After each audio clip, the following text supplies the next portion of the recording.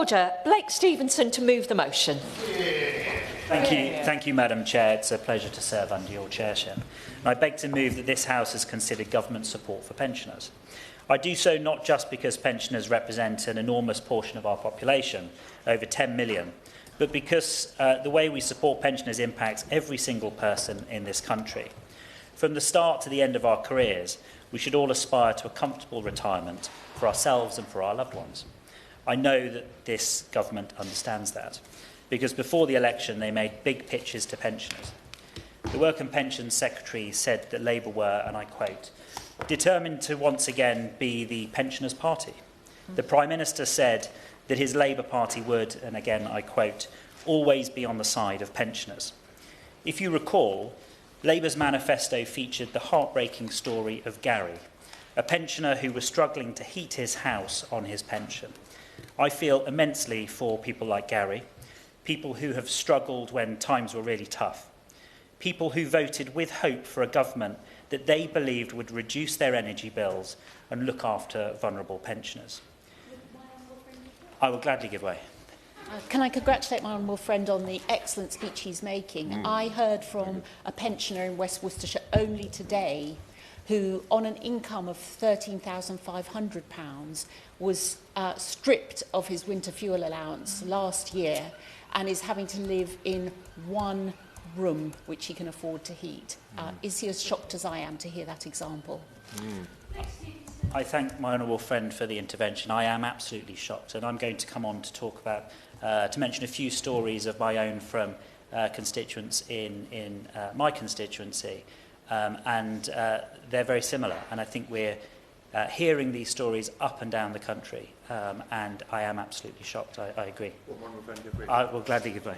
You're speaking very, very well about the challenges that older people are facing, but is it worthy just for the House to note that there's no Labour backbench MPs here to contribute to this debate? We have the Minister and the PPS, the payroll are here, so despite all the rhetoric during the general election campaign about supporting pensioners, they don't seem to be willing to be here to stand up for them in this debate. Where are they? I thank my honourable friend for that intervention, and I had noted the same, and I was going to wait until the end of the debate, see if any snuck in on the off chance to make some... Sending a whips message out. You never know. Perhaps the whips are calling them now. So perhaps we'll come back to this at the end of the debate and see if any have turned up to defend the current government's record. The simple reality is that hope for more support was misplaced. What has happened instead? Energy bills are up, and support for vulnerable pensioners has been cut. The Prime Minister said in April that Britain's pensioners deserve politicians who will be straight with them, and I agree. And here is the truth. Whatever the failings the previous government had, whatever difficulties it had grappling with the impacts of COVID, the invasion of Ukraine, and indeed its own missteps at times, they always tried to support pensioners. As recently as March last year, the Pensions Minister actually admitted on social media that pensioners are an average of £1,000 better off as a result of policies since 2010. Perhaps the Minister may want to reflect on that in the summing up. Last winter, Gary might well have received £600 from his winter fuel payment and his pensioner cost of living payment. This winter, he might well have received nothing. Like an estimated 9.2 million pensioners losing their winter fuel payment this winter, Gary may have found himself without that vital support he received last winter to make that choice between heating and eating a little less difficult. Will the honourable gentleman I'll gladly give way. Thank you, Madam Chair. I'm really grateful to my honourable friend for giving way, and he's making some really important points here, particularly around and using some examples of pensioners who find themselves trapped in this situation. Does he think, at the crux of this, it's about unfairness, but also it's the speed with which this policy decision, this political choice was made? Because even as recently as the 27th of April 2024, Sir Keir Starmer, the Prime Minister, was saying Britain's pensioners deserve better. They deserve certainty, and for politicians to be straight with them so they can live their lives. This is not an example of fairness, it's not an example of certainty, and it's certainly not an example of being straight with pensioners. I absolutely agree with my honourable friend. And later in my speech, I'm going to come on to the importance when we're thinking about pensions, about certainty and stability, so people can plan for their futures regardless of their age. And for actually the government to pull the rug from under the feet of vulnerable pensioners in the country with little to no notice at all is absolutely shameful. Gary has seen, and to remind everyone, Gary was in the Labour Party manifesto. Gary has seen the government he voted for, with hope and optimism for a better life, snatch away the lifeline he relied on. And if he is on the old basic state pension, he will have seen 86.5% of his triple lock-backed increase snatched back. Indeed, Gary could well find that it will take him until 2027-28 before his income reaches the level that he might well have expected to see this winter. And Gary is not alone, because whilst this government talks about millionaire pensioners being able to cope, for many of the 9.2 million pensioners losing their winter fuel payment, this really was vital support. The average pensioner, far from the millionaire fat cat that the government would like us to all imagine, earns just over £22,000 per year. That's similar to a worker on the living wage. The level at which the threshold to keep winter fuel payments was set for a single pensioner means that you could be bringing in less than £1,000 per month and now be one of the, quote, millionaire pensioners on whose shoulders the government have chosen to balance the books. Age UK estimates that 2.5 million pensioners living in poverty or just above the poverty line, including 1.1 million pensioners with a disability, will lose their winter fuel payment. I've heard so many stories from constituents in mid-Bedfordshire about the impact this will have on them. Stories of people who've had to make that stark choice between heating and eating this winter. A constituent who now can't shower, who cooks a hot meal just once per week, and who can only turn on their heating when it is, and I quote, unbearably freezing. One constituent told me of the struggles to keep their 92-year-old father warm. He has dementia, and he keeps worrying about the bills. I'll gladly give way. I thank the my honourable friend for giving way. He mentions dementia. Nearly 1 million pensioners in this country are living with dementia. And 2 weeks ago, NHS England published their priorities, and dementia has been removed, and the diagnosis for the target for diagnosing dementia has been removed. Does he agree that that is also a huge concern, not only to those living with dementia, but the millions of family members and friends who support them? I know that my honourable friend cares very passionately for people who are living with dementia and their families, and he raises a very important point. Again, it's another shameful decision by this government not to support the most vulnerable in our society, and people should be shocked by that. Another constituent told me that they've stopped using their cooker, and they now find it even difficult to dry their washing. This government promised it would be on their side. But as a constituent recently summed up for me, they feel terribly let down by the government, and they're right. This government has let my constituents, indeed all of our pensioners, down. They've balanced the books on the backs of people earning less than £1,000 per month. And even if you're still eligible for winter fuel payments, you'll get them only if you've signed up for pension credit.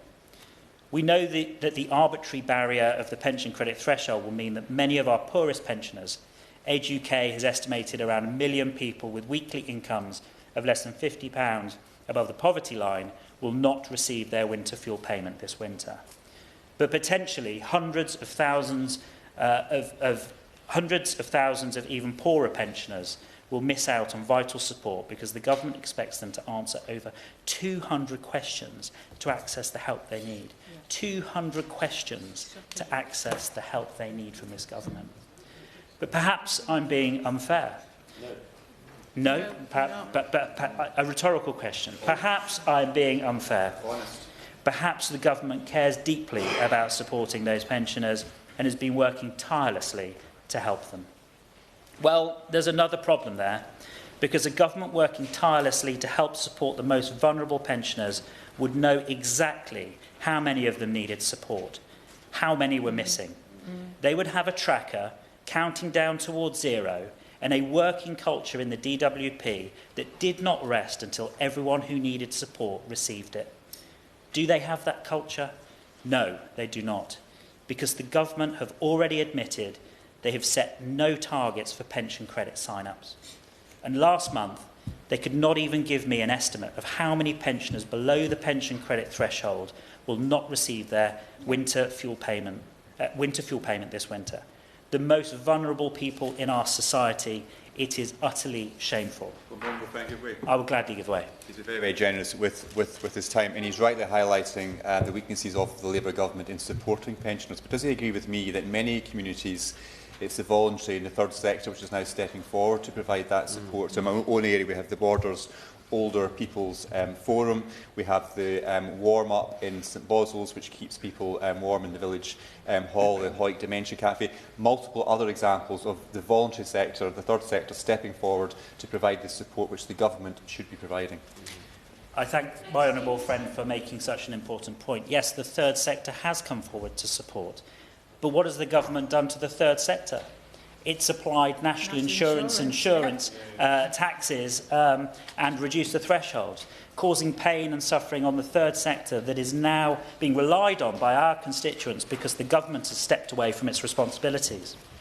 And the support that they have given the pensioners to cover off the impacts of their decision to cut winter fuel payments is merely the thinnest of political spin. The most prominent cover given is the extension of the Household Support Fund.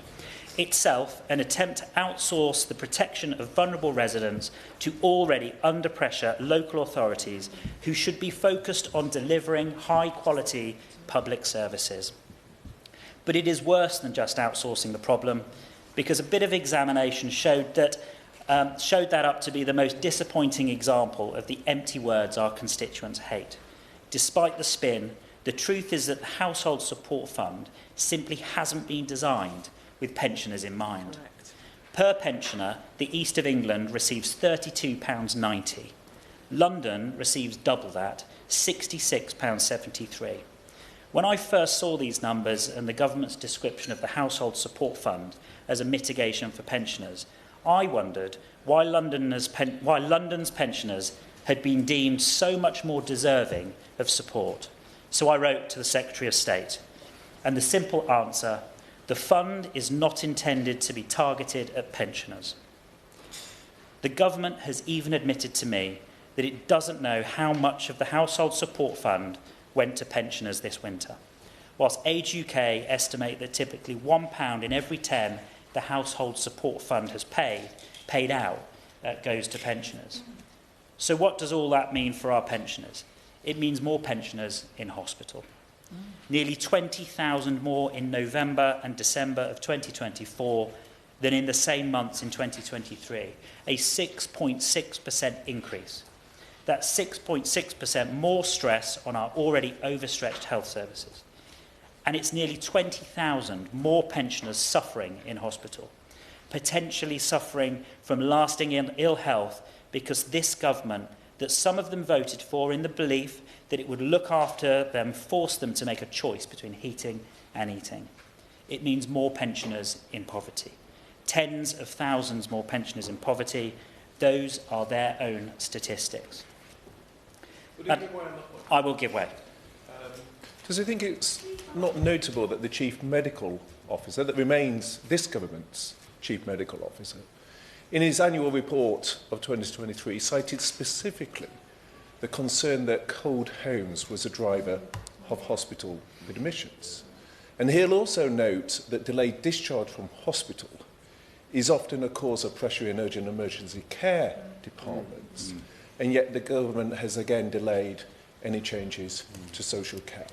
And so whilst we all recognise there are often challenges, indeed, as a minister, I face those challenges myself.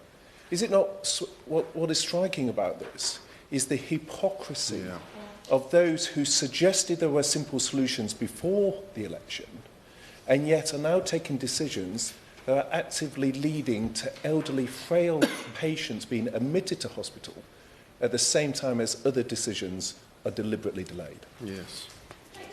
I thank my honourable friend for that intervention, and my original speech actually had an element of social care in, and then I took it out. So I'm pleased actually that my honourable friend brought that up. You know, this government has kicked social care reform down the road, and we can kick it down the road no longer. We have to face up to these difficult and tough decisions. There are no simple answers to these things, but my honourable friend makes a good point, and I agree with him. Madam Chair, I've used the example of winter fuel payments to demonstrate a simple truth. This government told pensioners they were on their side. They campaigned for their votes. The Pensions Minister, again, watching his his X or Twitter, Twitter, was even at the Pensioners Club in Swansea just days before the general election. No doubt reassuring them that he was on their side. Perhaps when he gets to the dispatch box, he will tell us what he was doing. But they have let our pensioners down, without apology, without owning their decision, without any care for what it might mean for millions of the most vulnerable people in our society. And now the 9.2 million pensioners losing their winter fuel payment, that's 13.5% of the UK population, see the government talking about sending money that could be spent for the winter fuel payment many times over to Mauritius. Yes. If they care about helping pensioners, then they're out of their depth, didn't think about the impact of their decisions, and haven't bothered to monitor the impact. If they don't care, then they gave pensioners false hope and then took it away as soon as the votes were counted. What a sad state of affairs, Madam Chair. On too many issues, the Labour Party were happy to talk the talk in opposition, but are unwilling or perhaps incapable of walking the walk in government. In June, the Work and Pension Secretary decried the number of pensioners paying tax going up under the Conservatives. In November 23, the Chancellor said the then government was picking people's pockets by not increasing tax thresholds. Now they're in charge, an estimated 2 million more pensioners will be paying tax by 2032. Time and again we see it, the same old Labour Party, which will say anything to get your vote and do nothing to help you when in government. Will my honourable friend give I'll gladly give way. On the subject of broken promises, before the general election, the Prime Minister that is now said that they would not increase council tax. But yet, across the whole of the Bradford district, 64,000 pensioners are going to be impacted by the winter fuel allowance, of which many of those are now going to be having a 10% increase in their council tax as a result of our local Labour-run administration. So does my honourable friend agree with me that it isn't just the implications of the removal of winter fuel tax and that broken promise, but also the broken promise now that exists of council tax increasing that is also impacting those pensioners? I thank my honourable friend for that intervention. Indeed, winter fuel allowance is one example of many, many, many broken promises. And I know my constituents feel let down by this Labour government, and my honourable friend raises some very pertinent examples from his constituency, for which I thank him. So where do we go from here? Well, Madam Chair, I'm here to help the government with some simple ways that they can help our pensioners. I don't think they're listening. I don't think they're listening, indeed, but let's try. The Minister of Employment has told me previously about their desire to help pensioners reduce their energy bills, and I agree. It was a flagship policy in Labour's manifesto, but good intentions alone are not enough to reduce energy bills. Their GB Energy Pet project won't produce any energy. It won't employ anything near the number of people they said it would, and its boss cannot say when it will reduce energy bills. And for many pensioners, that simply won't be soon enough. And it isn't just their GB energy plans which are a mirage. They want to improve energy efficiency, but they cannot say where their warm homes grants will be spent. They cannot say how many of the worst impacted properties off the energy grid are listed buildings, which would need more specialist support. Madam Chair, all the energy wasted on plans that won't bring down energy bills could have been better spent taking real steps to reduce energy bills. And whilst they've been talking about reducing bills, energy bills have gone up by £170. Our pensioners deserve better. Real, focused action to drive up energy efficiency and drive down energy bills. Madam Chair, from the private sector, I know that the old axiom, what gets measured gets done, is more than a cliche. This government needs to start taking seriously getting every single person eligible for pension credit signed up for it. And to do that, it needs to set out a credible, measurable plan with targets that we can all hold them to account on. Our pensioners deserve better. They deserve a real focus to make sure that the most vulnerable pensioners get the help they need. And getting them that help will also help the government in their mission to grow the economy.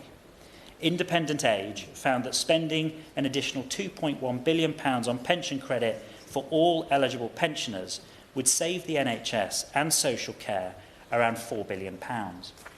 That is extra money to spend on the government's priorities, growing the economy and delivering better public services, whilst protecting the most vulnerable pensioners. But we must also go further to ensure that the government is able to support both the pensioners of today and the pensioners of tomorrow. People need confidence and certainty in pensions to plan. That is a lesson we must learn from this winter fuel fiasco, and indeed from the legacy of the WASPI campaign. Politicians cannot continue to promise things that cannot be delivered, and we have a duty in this place to deliver the things we promise. That means ensuring that we put the state pension on a long-term sustainable footing with a plan that looks into the future. During this Parliament, we must clearly communicate to the young people starting work now the support that they can expect to receive from the state when they retire, so that from their first days in work, young people can start to plan for a comfortable retirement. We must get pensions reform right, and I think the honourable gentleman will agree with that, so that young people have good choices available for them as they build financially secure futures. In doing so, we can build greater financial resilience so that the next generation of pensioners and those that come after will never have to worry about choosing between heating and eating again. To do anything else would be a dereliction of the duty we have been entrusted with our constituents. Madam Chair, this government promised pensioners that it would deliver for them. Instead, it has chosen to balance the books on their backs. People who cannot simply turn around and go back to work, who cannot find an extra 50 quid behind the sofa to turn on the heating this week. Whilst it can hide behind shameful, politically driven characterisations of some of the poorest in our society as millionaire pensioners to justify snatching vital support away, pensioners know the truth. Labour were elected on a promise to make pensioners' lives easier. They've done the opposite. Over the next 4 years, we all have a duty to do better for the pensioners of today and the pensioners of tomorrow. And I hope that the government will get a grip quickly and rise to that challenge. I remind members they should bob if they wish to be called in the debate. The question is that the House has considered government support for pensioners. I call Seamus Logan. Thank you, Madam Chair. It's a pleasure to serve under you. And I would like to begin by thanking the Honourable Member for Mid-Bedfordshire for securing this important debate. Adequate government support for pensioners is vital to ensuring dignity in old age. Indeed, it's the mark of a civilised society, the extent to which it looks after vulnerable people. And remember, many pensioners only have the state pension as their main source of income. The recent actions to cut support for pensioners by the UK government has rightfully been met with anger. Labour MPs, including all Scottish Labour MPs, voted to cut the winter fuel payment for 900,000 Scots. Weeks later, Scottish Labour MSPs voted against an SNP government motion demanding the UK government reverse the introduction of means testing of the winter fuel payment.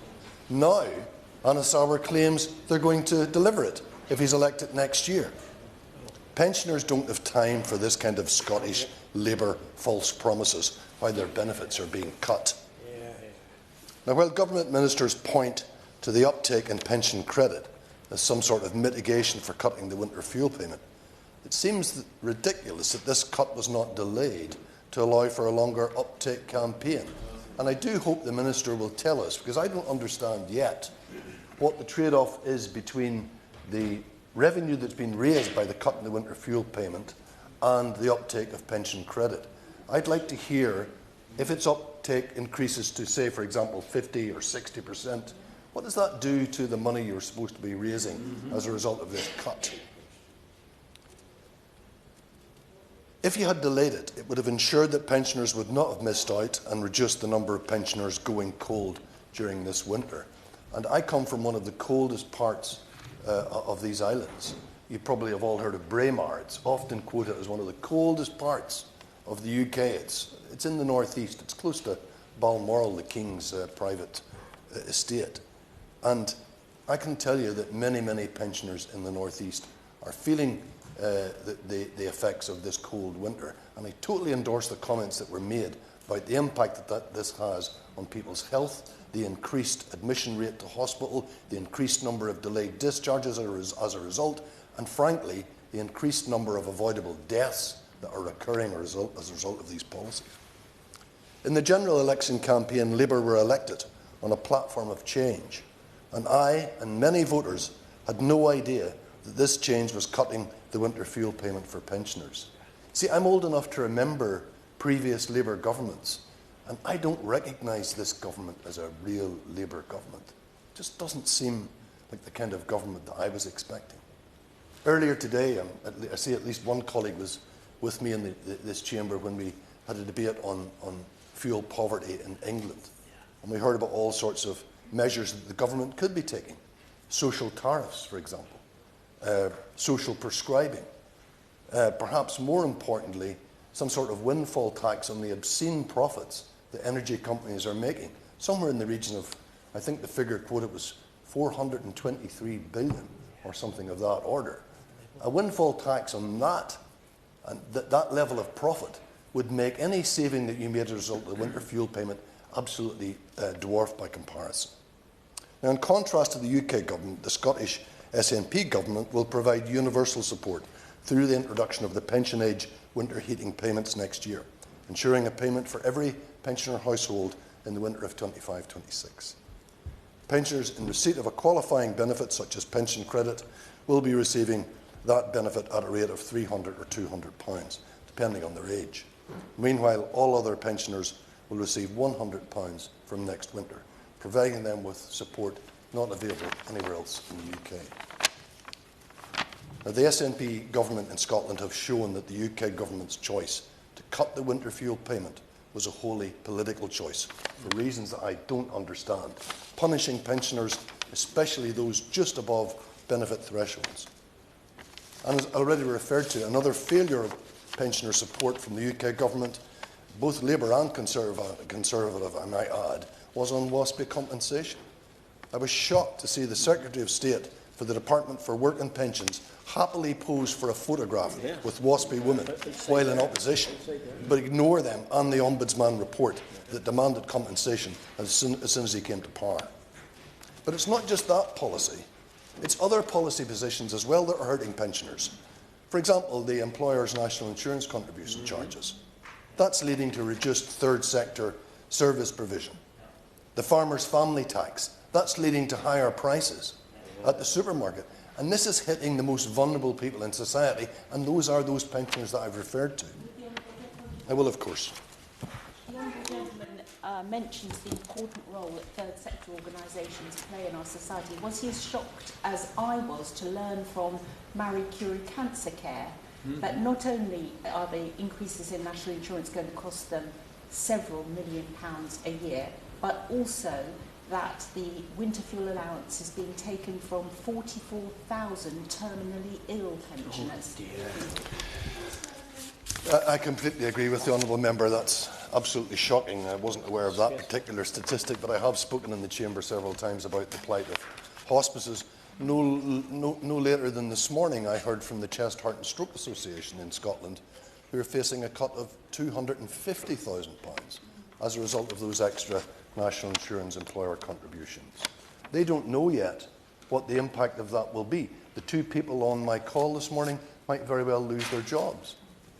And we're speaking here about nurses and other support workers who provide essential support to people after a stroke. These are the impact of these changes on those organisations.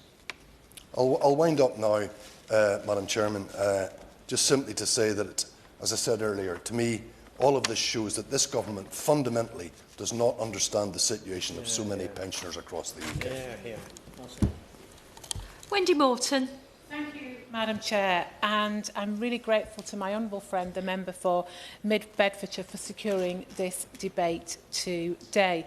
And as others have pointed out, it is rather sad that the benches opposite are empty today, so I can only guess that members of the opposite benches are not interested, or perhaps they didn't receive the message from the whips, but perhaps suggesting that they come along today, because we on this side of the House speak to our constituents day in, day out. We knock on doors and we listen to people, and we know that this issue is not going away. There are thousands and thousands and millions of pensioners who out there are hurting. They are worried about the lack of winter fuel payments. Now, to some, it may seem that £300 isn't very much, but perhaps the honourable gentleman, the Minister, needs to be made aware that if you're a fixed income or a low income, £300 is literally the difference between heating or eating or turning your heating up when the winter weather hits. Because people who don't get winter fuel payments will not be getting the cold weather payment either. So it starts to have not just a single whammy, it has a multiplying effect as well. But I think for me, one of the, I was going to say shocking or maybe saddest days literally about this was that it was literally days into this Labour government's tenure when the Chancellor announced she was scrapping the winter fuel payment, just weeks ahead of the winter. We're still only in February. We haven't seen the winter through yet. We've already seen and witnessed and felt plummeting temperatures. Our pensioners have had no time to prepare for this. No time to try and save, no time to maybe, if they can afford it, have a bit of extra insulation in their homes. No time to fill in the forms to even apply for pension credit, hoping that they may be eligible for it. We've spoken today about the third sector helping our pensioners. For some pensioners, they go to the third sector for help in filling in those forms. Again, I don't know whether the Minister has actually seen the pension credit application form. Believe you me, I have. It's pages and pages, it's questions and it's questions. I opened the document and I thought, oh my goodness, where do I start? And I'd like to think that I'm quite, intelligent, technologically minded, but even I found it was an absolute nightmare. So how do you feel if you're 83, sitting at home? They might not have somebody who can help them to fill in that form. So they are excluded, not just digitally excluded from being kept warm. So I do hope the government is listening today.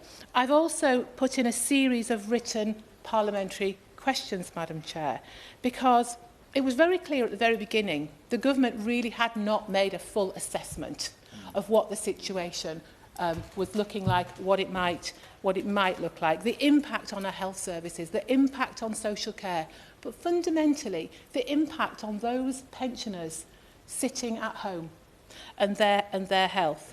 And I have to say, Madam Chair, I have often really struggled to get answers out of the DWP that are meaningful. And I must admit, I do put in quite a lot of written questions, and I do ask a lot of questions in the chamber, as my constituents would expect me to do. But of late, I've been trying to find out, I think this is really important, how many people who are eligible for pension credit were waiting for their winter fuel payments, as at the end of last year and again as at the end of the 31st of January. And the reply that came back said that where the customer is eligible for a winter fuel payment, the department aims to make this payment within 2 weeks of the award of pension credit. Customers won't miss out on winter fuel payments, even if their qualifying benefit takes longer to process than usual. Well, perhaps a little reminder to the department and to ministers is some people can't wait. They need that money, they need that payment to be processed now. Now we're in the winter period. Some of them, they have their bills to pay now. So I gently urge the Minister, if there's anything that you can do to speed up those payments to those people who were eligible, that would be one tiny little thing that may help some people. But I think there's also an issue that we talk a lot about people who are eligible, and absolutely rightly so. But there is also a big group of pensioners who are just over that threshold.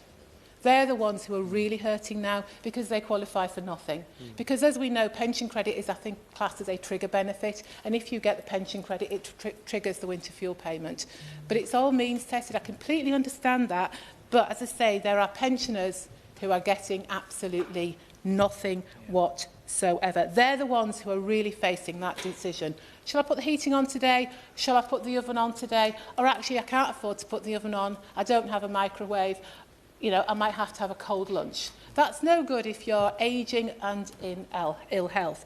And the other, I class it as an anomaly, actually, Madam Chair, that I want to raise today, is that for someone who is on attendance allowance, but who is seriously ill, doesn't have a huge amount of money, but is over that current eligibility level for pension credit, they are missing out on winter fuel payments as well.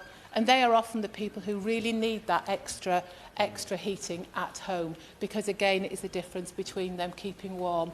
Or for some of them, if they can't keep warm, we know they go and spend more time in bed in the hope that they can keep warm. And for all our churches and community organisations do wonderful work, places of welcome, helping in the community. There's a whole group of people who cannot even leave their homes because of mobility issues, because of health issues. And if we're not there to support them, what is life like? Does it mean just lying in bed, feeling more and more isolated? We already know that social isolation is a problem amongst older people. I mean, I could have to say go on and on, but I will resist from doing that today. But I just want to conclude really by saying that we know that there's just 14% of pensioners who are actually in destitute poverty. Can we imagine what that must be like? I find it incredible that I'm standing opposite a Labour government and they've made this callous decision on winter fuel. But for these people who are in receipt of pension credit, you know, even how can the government continue justifying with this policy? Making sure that, or meaning that people are just not treated fairly, when at the same time, this government is in discussions with the Mauritian government, and we hear the sum of £18 billion being talked about. The government deny that, often saying it's £9 billion. I frankly don't care whether it's £9 billion or £18 billion. I have very strong views on what's happening with regards to Chagos Island. But when you relate this to the winter fuel allowance, as I believe my right honourable friend for West Worcestershire did in the Chamber the other day, she highlighted that that money is enough to pay winter fuel payments to all pensioners for the next 12 years. Well, I think this starts to put this into some context as to where this government's priorities lie. Absolutely. Thank you. First of all, can I say what a pleasure it is to serve under your chairship, and can I thank the honourable gentleman for Mid-Bedfordshire for setting the scene so incredibly well. I hate to say this, and I apologise to myself for saying this, but I am disappointed, and the Minister will know that from that side of the chamber we don't see representatives, which I'd love to have seen. The reason why I'd love to see that is because the Minister will know where my allegiance lies. I lie to the left side of politics, that's who I am. But the party that I expected to be the party of conscience is no longer that party. Now, I spoke to my friend here on the left-hand side of me before I got on my feet to speak, and I was very conscious that it's not this side of the chamber in law that the winter fuel allowance will be withdrawn from the pensioners. It's that side, and that's incredibly disappointing for me. The party of conscience that I think are no longer the party of conscience. I say that with deep regret, but I say it with honesty because that's how I feel, and I have to put it on record. The former government, I think it was, we will take the credit anyway. We remember we were in partnership with the Conservative Party, and during that time we, as part of the deal, secured the triple lock and pension for our people. Everybody gains from that. The Labour Party, to be fair, are committed to that, and I don't see any changes coming from that. At least I hope to goodness there's no changes coming in relation to it. So it did, as for a certain period of time, help to keep pensioners out of poverty due to the cost of living increases, but not least the ever-escalating fuel bills. So even the triple lock can't keep up with the prices that are ongoing. Poverty amongst older people is as high as it's been since the 2008 recession in Northern Ireland, where oil instead of gas is more often used to warm houses. We've seen sharp price rises. Indeed, I understand there's 68% of houses in Northern Ireland depend on oil.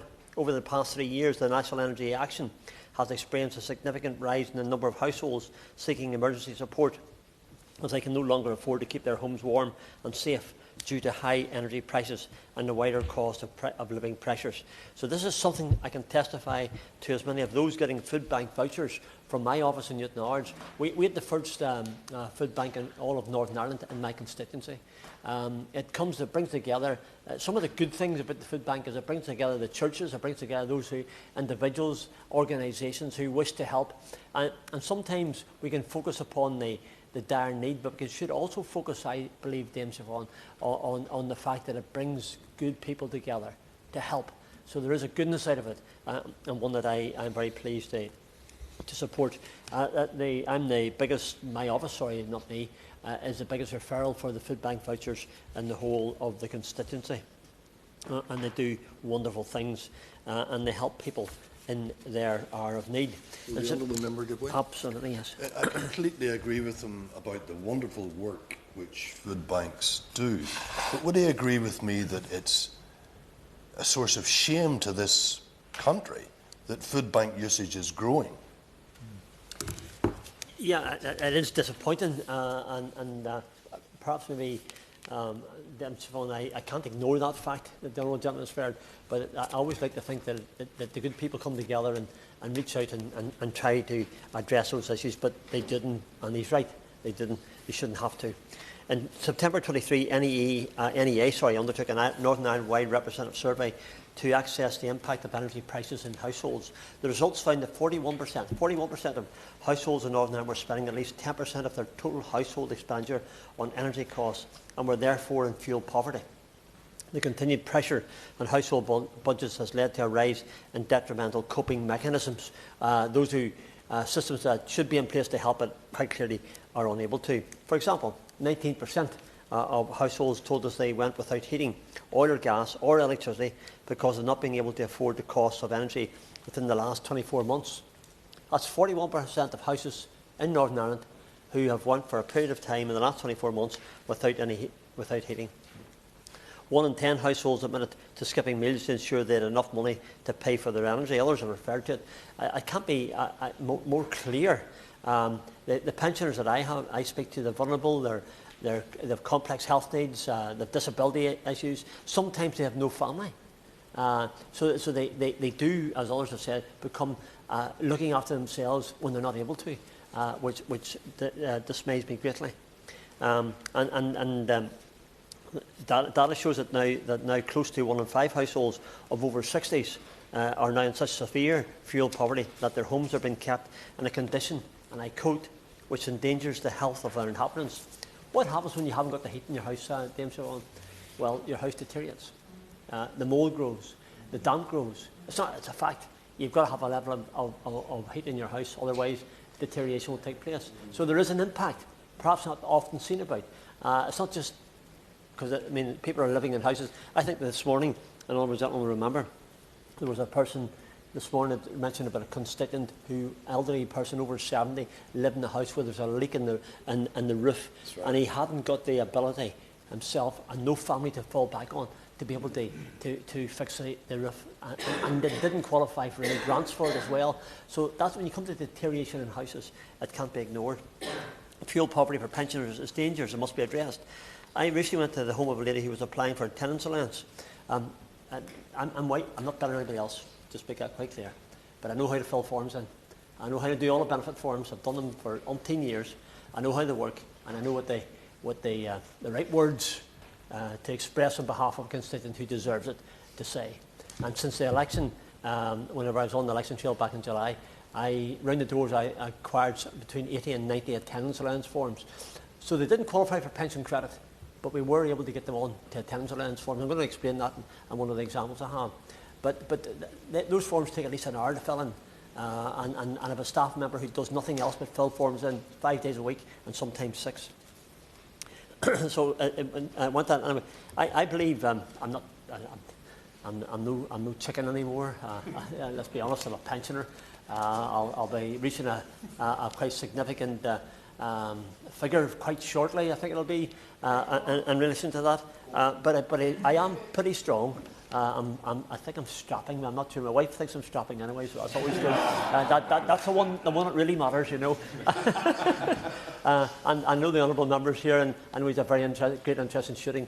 And I could probably stand at a shooting stand for the best part of the day in cold weather, as long as the pheasants and the pigeons keep coming over my head. Go ahead. Not only standing Steve Barclay. on the debate on Monday, he went and sat next to the minister, such was the pressure on seats. Well, given that none of the minister's colleagues have bothered to come to the debate, perhaps you might consider going and giving the minister a little company and sitting again.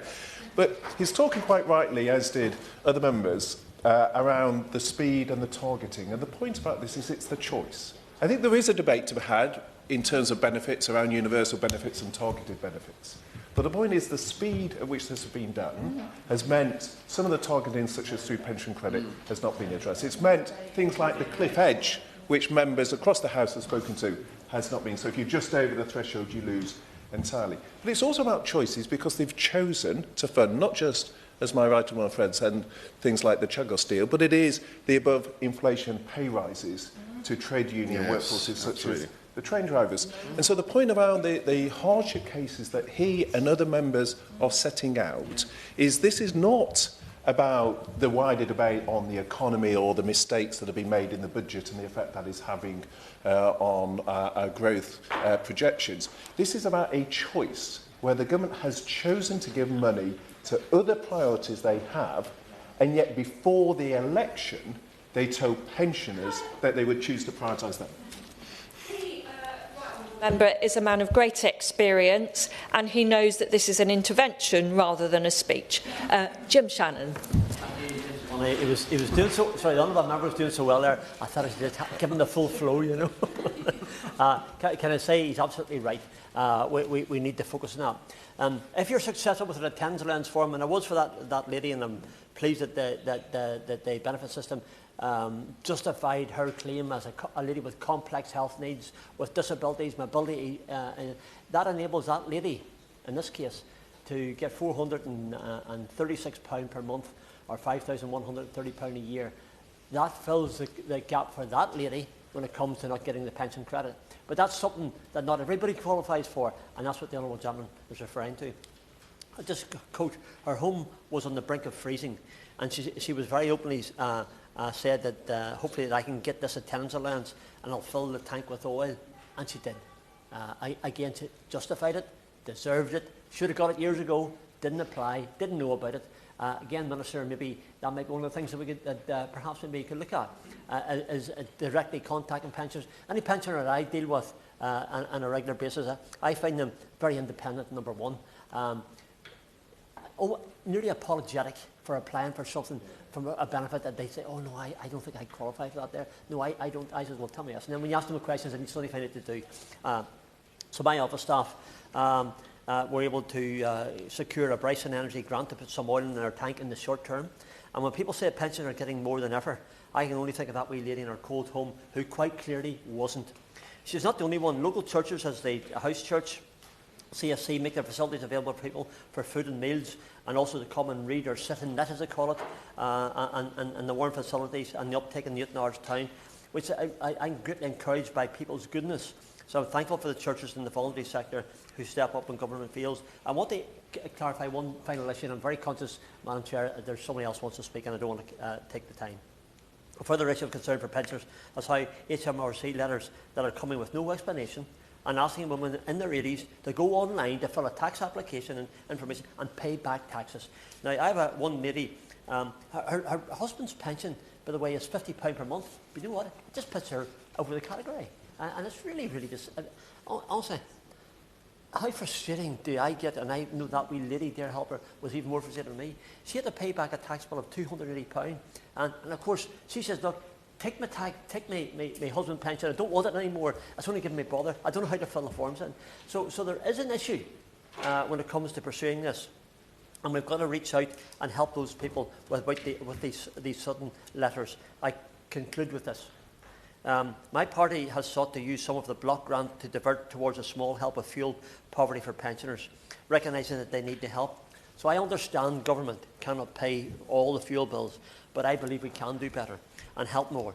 And I look to the Minister this afternoon to do just that. Thank you so much. Hear, hear. Geoffrey Stafford. Thank you very much, and it's a pleasure to serve under your chairmanship, Dame Siobhan. I want to begin by thanking the Honourable Member for Mid-Bedfordshire for calling this debate and indeed for the very strong speech that he gave. It was also always a pleasure to follow the Honourable Member from Strangford, Strapping of Strangford, I think we're going to have to call him now. But as other members have alluded to, not indeed alluded to, have stated quite openly, it is appalling that not a single Labour backbencher is here to defend this government's policy. And that's because, to be frank, thus far I have not heard any credible defence of the removal of the winter fuel payment from the Labour benches. Now, I remember the Honourable Member, the Minister from Oxford, and I know he's a doughty champion of all things socialist, so I look forward to an equally strong defence of this policy. But I say to him gently, it is clearly the wrong policy, and I'm afraid he's been given a really a hospital pass, to be frank, to have to come here today and try to defend it. Under the last government, over 20,000 pensioners across my constituency of Farnham, Borden, Hazelmere, Liphook and its surrounding villages received government support to assist them financially through the most challenging of times, things like COVID-19 and the war in Ukraine, to assist with energy bills and with daily costs. Now, with only 1,200 eligible pensioners in my constituency who are eligible for pension credit, that means nearly 19,000 pensioners have been left in the cold by this government. At a pension credit surgery that I held in October last year to assist in pension credit applications for those who might not have access to the right technology, I met Diana. Diana told me that the extra money from the winter fuel payment was essential to heating her home for her and for her husband, who suffers from MS. Now that this has been withdrawn, Diana told me that she now had to choose between heating her home and eating food. The scale of this is hugely concerning, and Age UK have reported that 82% of all pensioners living on or just above the poverty line will be losing this credit, a total of 2.5 million who've lost the payment. Independent Age have confirmed that raising pension credit take-up from 60 to 100% would raise 440,000 pensioners out of poverty. So while energy costs continue to rise under this Labour government by 10% in October when I was running that pension credit, and again in January of this year, it means that pensioners are paying, on average, an extra £170 since the beginning of this Labour government. And it's remarkable that the government are not taking advice from industry experts and from charities on how to reduce the healthcare strains and increase on welfare of our pensioners. Currently, our pensioners are having to make difficult choices, as other members have said, including opting to stay at home to ensure they're not taken ill by the cold weather, or indeed choosing not to eat at all for days. Now, I heard firsthand through a survey that I ran, which was about assessing, locally in my constituency, assessing the impacts the withdrawal of the winter fuel payment is having on pensioners in my constituency. I'm not going to go through every single response, but I did get one from Sheila, a talented craftswoman who told me that the cold is forcing her to have to sit in multiple layers of jumpers and is heavily affecting her ability to sew and knit, with the cold worsening her arthritis. Now that my constituents are unable to rely on government support, I am routinely attending local pensioner support groups across my constituency, including the brilliant Farnham Assist and the Hindhead Lunch Club, who bring people together fortnightly to provide them with a hot meal, conversation, and the opportunity to socialise in a warm community hall. And as someone who has spent their career prior to being a Member of Parliament working in the healthcare system, including latterly in NHS England, I am hugely concerned about the pressures that withdrawing the winter fuel payment is having on our NHS. The Labour Party's own assessment of this when they were in opposition said it was going to cause 4,000 deaths. And when I pushed the Health Secretary on this figure at the Health Select Committee some weeks ago, he couldn't give me an answer as to why now suddenly those 4,000 deaths are not going to happen. And on top of that, we know that the £10.6 billion that the government has allocated to NHS England in the budget is going to be eaten up by national insurance rises, by inflation, by pay increases for staff, and not a single penny of it will be going to improve patient care, including patient care for pensioners. Last October, my honourable friend, the member for Broughton and Fakenham, asked the Department of Health and Social Care what the potential impacts of introducing means testing for the winter fuel payment was having on hospital admissions. The Minister's response pointed to him to the extra funding given to the Household Support Fund in the October budget. But as has been mentioned by my honourable friend, the member for Mid-Bedfordshire, the Minister has since admitted in a letter to him that this fund was not designed to support pensioners. If the government are unsure on the impacts of the Household Support Fund in my constituency, maybe I can help them. The South East receives the second lowest funding amount from Household Support Fund at £30.57 per pensioner per year, whereas the winter fuel payment gave pensioners up to £600, depending on their circumstances. So I'd be grateful for the Minister for clarifying how pensioners, like Diana and Sheila, can be supported through the loss of the winter fuel payment when they are not eligible for pension credit. I will. Just talking about loss of pay. Very late, and I don't wish to embarrass her anyway, but if you would like to intervene, you would need to be here at the start of the debate. I'm sure whatever point the Honourable Lady was about to make was one I was going to agree with, absolutely.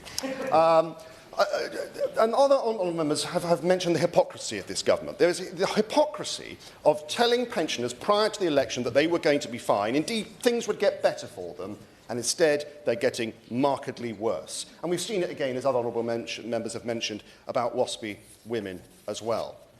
Diana and Sheila are just, to be frank, the canaries in the coal mine of the larger issue that this government's worrying treatment of our pensioners.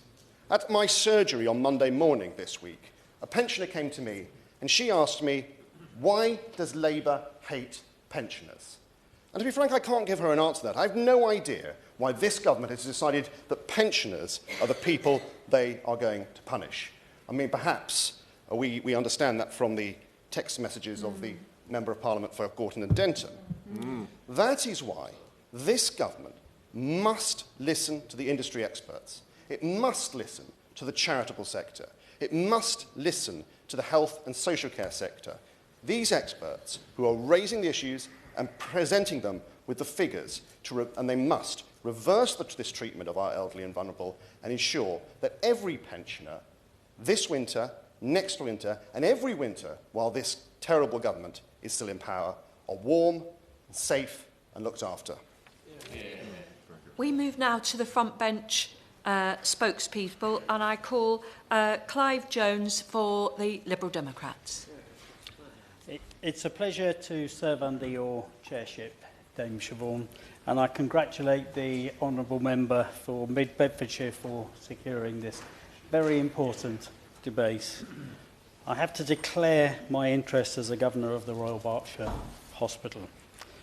Wokingham, my constituency, is home to 18,164 people aged 65 and over.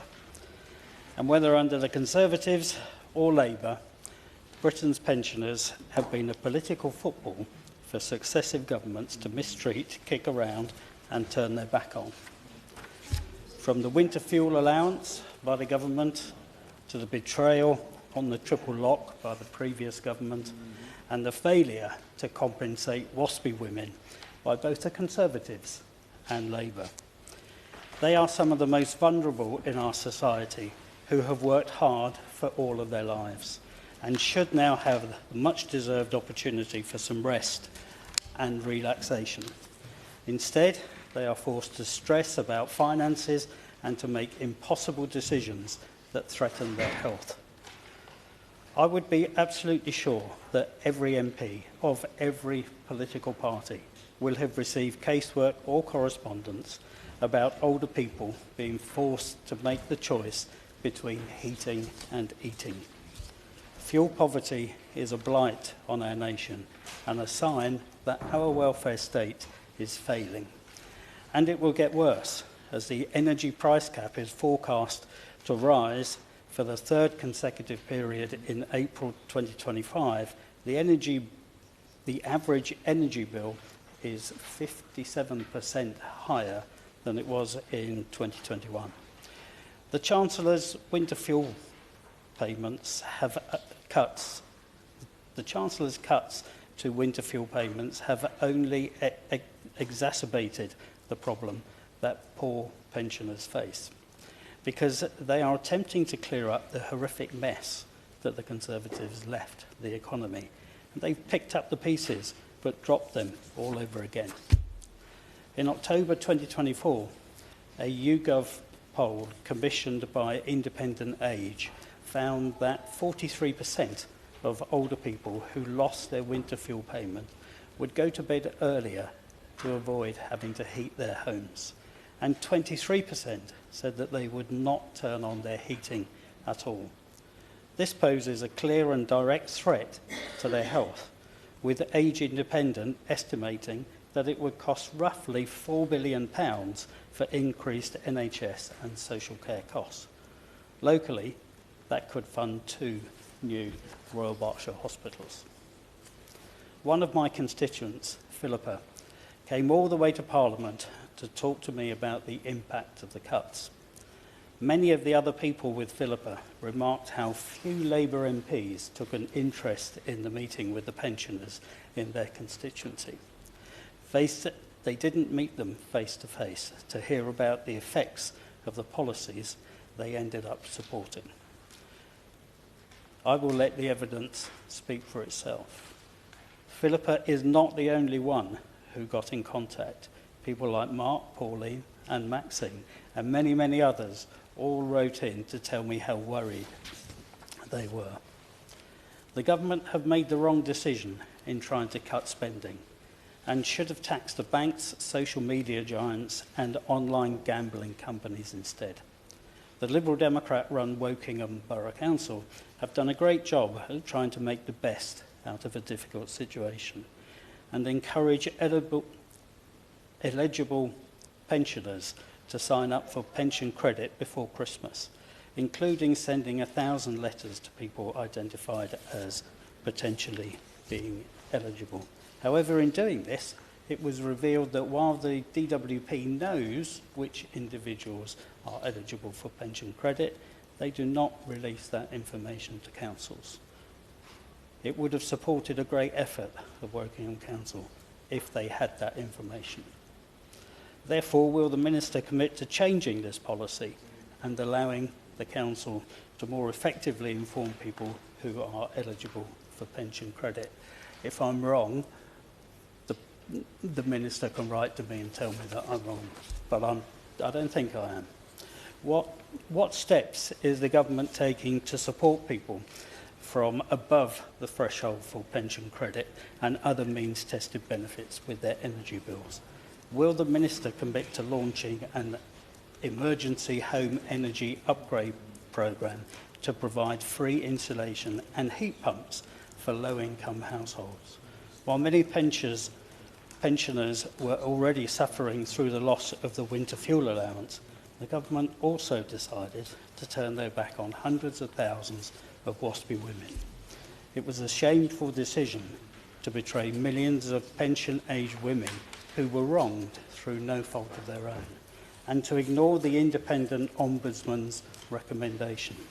The Ombudsman himself concluded just 43% of people knew that the planned change to the state pension age would affect them personally. The Liberal Democrats have for years pushed the government to fairly compensate WASPy women, and this tone-deaf decision cannot be allowed to stand. Will the Minister state precisely why he doesn't believe that WASPy women are owed compensation? Will the Minister do the right thing and commit this issue to a parliamentary vote? On a related matter, my constituent Alan sadly lost his wife recently, and she was one of the many women affected by the increase in pension age. To add to this injustice, it seems that there was a change in 2016, and Alan has been told he is no longer entitled to any form of widower's state pension, and therefore is losing money that his wife received, even though his normal living expenses are pretty much the same. I've written to the Minister some months ago on this issue, and I'm still looking forward to a response. So I hope the Minister will be able to dig into this further and send me a reply soon. Finally, let's also not forget that the Conservative Party have failed pensioners when they were in government, and most recently outside of government. The Leader of the Opposition has many low moments to point towards in her first 100 days as leader, and the Right Honourable Member for Braintree must be rubbing his hands together excitedly after most weeks' Prime Minister's question. But the most obvious low moment to me was deciding to go after the triple lock on pensions. One moment when it's politically convenient, they're all for means testing benefits. But suddenly, when they're starved of new ideas, they're against it.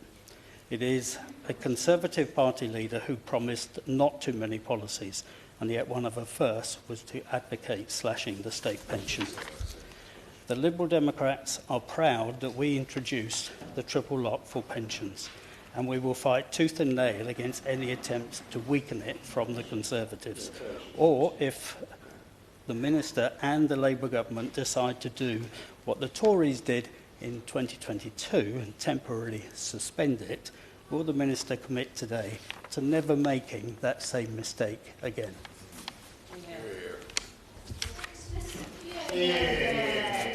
Thank you, Dame Siobhan. It's a pleasure to serve under your chairmanship, and I congratulate my honourable friend, the member for Mid-Bedfordshire, and thank him on securing this important debate today. And I know it's the second on this topic we've had in one day, but I think there's a particular focus on the support that the government should be providing that this debate gives us. Thank you also to the many contributions we've had. I'm just going to very briefly touch on a couple of them who made some points that I wasn't planning on raising. My honourable friend from Aldridge and Brownhills, who highlighted the lack of notice that pensioners had of this change, which I think just highlights the lack of planning that anybody could be expected to do, and also that lack of the wider impact assessment on what this was actually going to mean for real people's lives. I think it was very interesting, he's just no longer in his place, but the member for Keighley and Ilkley, who highlighted the increase in council tax that many pensioners are going to be facing in the coming months as well. North East Cambridgeshire, my right honourable friend, highlighted the knock-on impact on our health and social care systems. We've heard about the impact from my honourable friend from West Worcestershire on 44,000 terminally ill patients. And the honourable member from Strangford has highlighted the lack of heating on damp homes. And I think it's interesting, isn't it, the cross-reference that can have to, for example, the government's Renters' Rights bill, where a huge amount of work has been put on tackling mould, yet actually what we have here is a knock-on impact of these pensioner challenges that may well highlight the fact that it's going to increase instead. And I think finally, just to highlight the rather humorous point by my friend, the member for Farnham and Borden, who I think will go down in history as coining the strapping of Strangford phrase, which could well be a highlight of this whole debate, as well as lots of equally great points he raised about his constituency as well. Anyway, sorry, I digress. I think what has been highlighted this afternoon is Labour's broken promises, particularly for pensioners. And I think, having fought the election claiming that they were on the side of pensioners, the entire debate today has highlighted that this may not be the case. And actually, the other reference I should just make is the honourable member from Swansea West, who made a whole load of claims about the Conservative Party, which seems to forget the successes I'm about to highlight, but also I wholeheartedly refute his claims on what has been happening since the election as well. Anyway, to continue, Madam Chair, in this, I'm going to keep. We're short on time, so I'm actually going to keep going. Sorry, I meant to say Wokingham. I'd circled Swansea West. I was trying to be clever, so forgive me. Thank you. Anyway, back to my notes. That would be much better. In the same way that the government are coming after farmers with the family farm tax, they've also gone after pensioners right across the country. All this on the back of wiping £118 billion off the value of people's pensions last time they were in government. So many of these pensioners have already seen their pensions devalued. At the same time, as we've heard, finding the money to launch the vanity project of GB Energy, where if we're lucky we'll see lower energy bills by 2030, and pouring money into public pay packets with no expectation of improving productivity. Pensioners and farmers seem to be the easy targets, and some of their own members seem to believe that this is the case, or their former members, given that they are less likely to vote Labour, perhaps. They have, though, come into power under a backdrop of Conservative record of improving dignity in people's retirement, such as protecting the triple lock, uprating the state pension, increasing the value by £3,700, driving up pension credit applications when earlier on in our time in office, abolishing the pensions lifetime tax allowance, which I do believe needs some credit because that has incentivised more experienced workers, including GPs, to stay in work for longer. And indeed, the Resolution Foundation, who the Honourable Minister has previously worked for, confirmed that pensioners are indeed £1,000 better off since 2010, thanks to the decisions made by successive Conservative governments. Yet, as has been raised by other members present, among the more disappointing policy decisions the government has made since it came into office is this decision to scrap winter fuel allowance for pensioners not in receipt of pension credit, and that is the key point. The decision to means test the winter fuel allowance has seen 10 million pensioners lose access to payments they were previously eligible for. And I note the excellent research published by my honourable friend, the member for Harborough, Odey and Wigston, that shows that my own constituency of South West Devon is likely to be amongst some of the hardest hit, where previously nearly 22,000 people received winter fuel allowance, and now only about 1,600 would be eligible through pension credit, which means 21,301 of my own pensioners in my constituency would lose out. As we've heard, many of us have had representations from constituents, and I want to particularly highlight single pensioners, who in many cases are the hardest hit. We've heard that some earning as little as £11,344, that's less than £1,000 a month, are no longer eligible for winter fuel payments. And we know there's also an undue hit on the disabled and those as well with modest savings that lift them out of the bracket. And I think that is also completely immoral. I will indeed. Wendy Morton. I'm grateful to my right honourable friend. I beg your pardon, I promoted you there. Well, it's only a matter of time, I'm sure.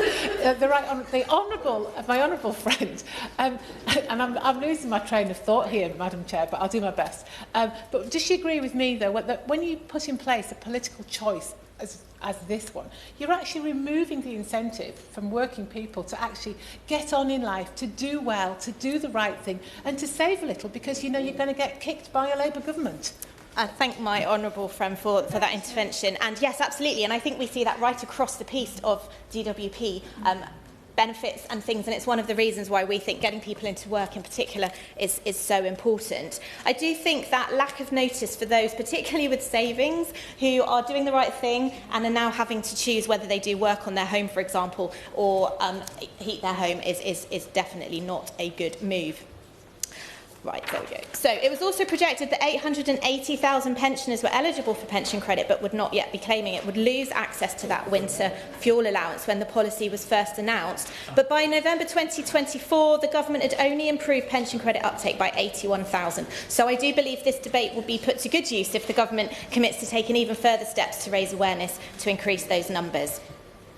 Equally, it would be great if we could see a reflection of the number of applications per constituency, because at the moment I believe many of us have been finding that we can't actually find that data at a constituency level, and so it would be good if that could be released in due course. Lastly, I just want to highlight again the issue around Household Support Fund, which is a very welcome pot of money that was instituted by the previous Conservative government, but is not enough to tackle the gap between those who receive winter fuel payment and those who don't, because, as we have heard time and time again this afternoon, it's there for the entire community. It's not just there for pensioners. And as has also been highlighted, that there's a real kind of disparity across the country, and indeed it's my region that receives the smallest amount, if it's split, per pensioner, of just £30.10 in the South West, compared to £66.73 in London. I want to do a shout out to the warm, welcoming spaces in my constituency, like the Reece Centre, the Sir Joshua Reynolds Pub, Plymstock Library, Hoo Baptist Church, that are all doing a great job to provide those spaces, but ultimately,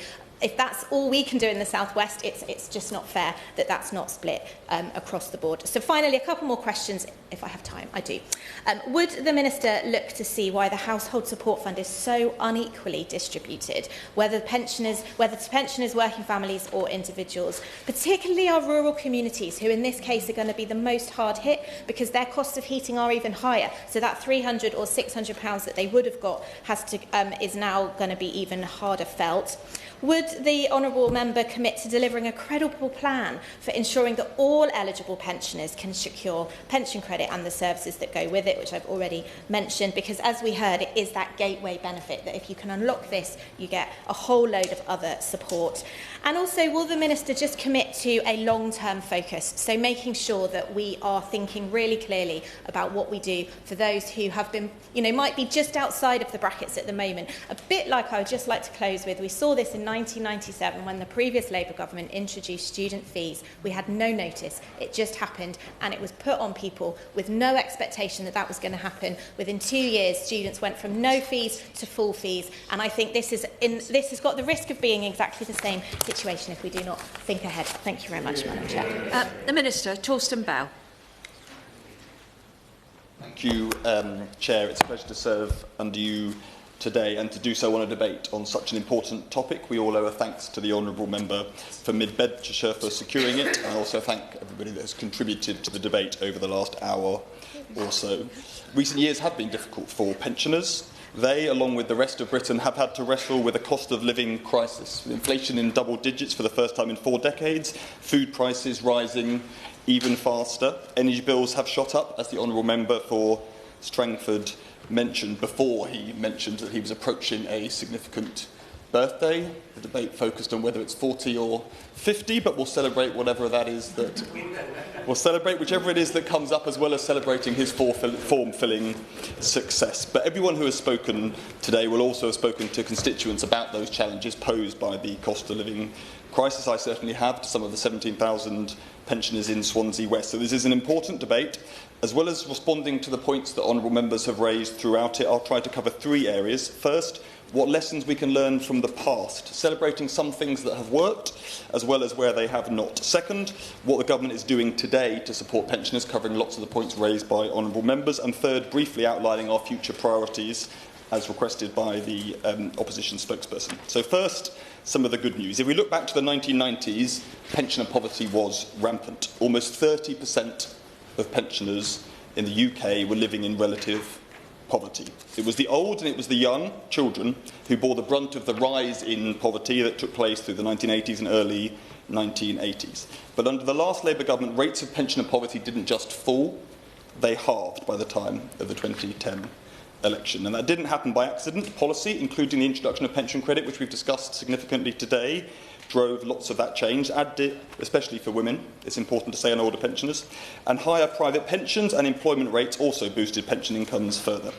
But no one of any party thought that it was job done at that point, and I'm sure none of us think that today, not least because in more recent years progress on pensioner poverty has stalled.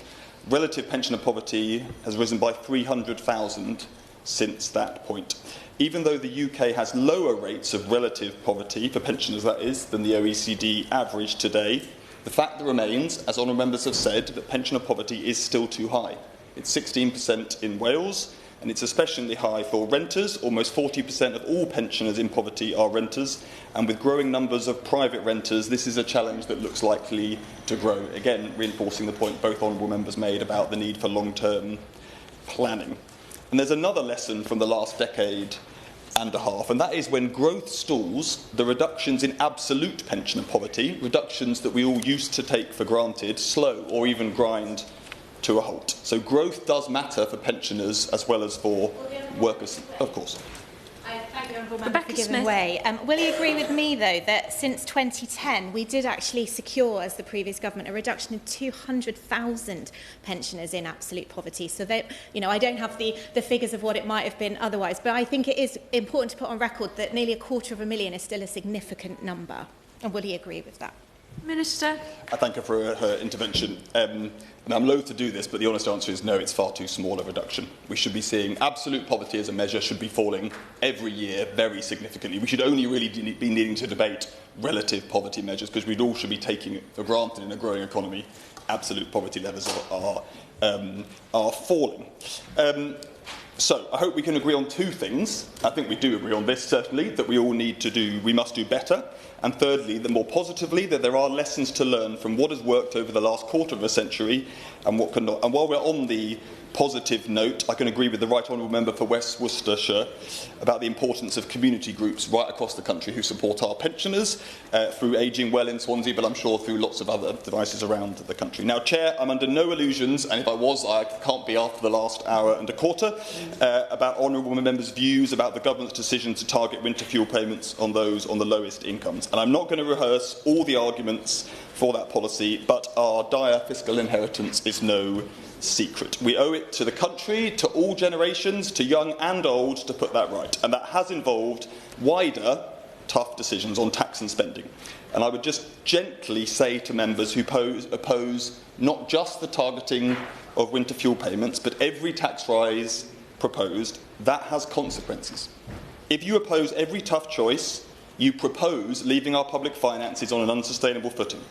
If you oppose every tough choice, you also propose leaving our public services in a state that are far too often let down those who rely on them, not least pensioners. Now, while we can no longer justify paying winter fuel payments to all pensioners, it is, as all members have said, important that we do more to make sure pensioners receive the support they are entitled to. In recent months, we have run the biggest ever pension credit take-up campaign because while around 1.4 million pensioners currently receive pension credit, too many are missing out, as honourable members have said. And again, today I would urge all pensioners to check if they are entitled to support. Now, the member for Aldbridge and Brownhills raised the question of the complexity of the pension credit form. I've obviously considered this, and there's more we can do to simplify it. But all I would say in our messaging to pensioners at the moment, we should be clear, most of those questions do not need to be answered by people filling in the form. 90% currently fill in the form online or over the phone, and the time on average taken to fill it online is 16 minutes. So I would just encourage us all to encourage everybody to take those, of course. I'm grateful for the Honourable Gentleman providing that clarity, but does he not accept, though, for the... I mean, it took me longer than 16 minutes, so perhaps I'm not as articulate as others. But in terms of that 10%, though, that can't do it themselves or do it digitally online, does he agree with me, though, that they are potentially the ones that are really losing out on this? And there's also a group of pensioners who have worked hard all their lives, done the right things, but they're actually too proud to apply for pension credit, let alone go online to fill in a form. The Honourable Member is absolutely right to raise the case of those that might need support to do it. That's why one of the elements of the big campaign we've run this year isn't targeting pensioners directly, but is at friends and family to encourage them to help people to apply for pension credit themselves. Well, I'll make a bit of progress and I'll take some more contributions, because later this month I will be updating members on the impact of this campaign so far. And I should also say to the Honourable Member for South West Devon, who asked about constituency level data on winter fuel payments, that we will be publishing that in the usual way in September 2025. The Honourable Member for Wokingham also raised a question about DWP and councils working closely together to drive up pension credit. He's completely right to do so.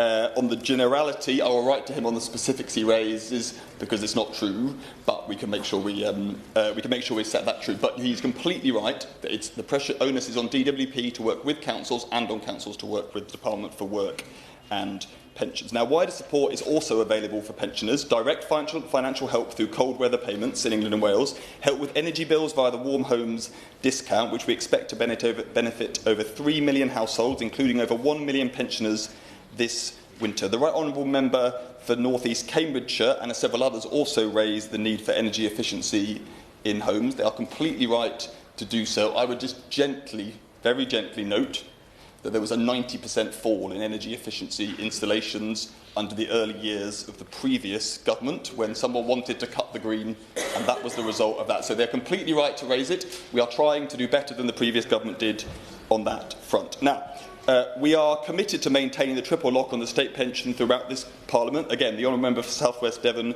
rightly noted that was introduced under the previous government, and that's the, of course. The Minister for giving way on that point.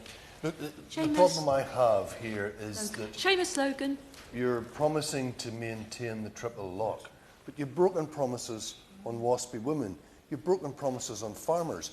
How can anybody actually believe that you're going to keep your promise on this as well? Minister. We will be maintaining the triple lock throughout this Parliament, as promised in our manifesto.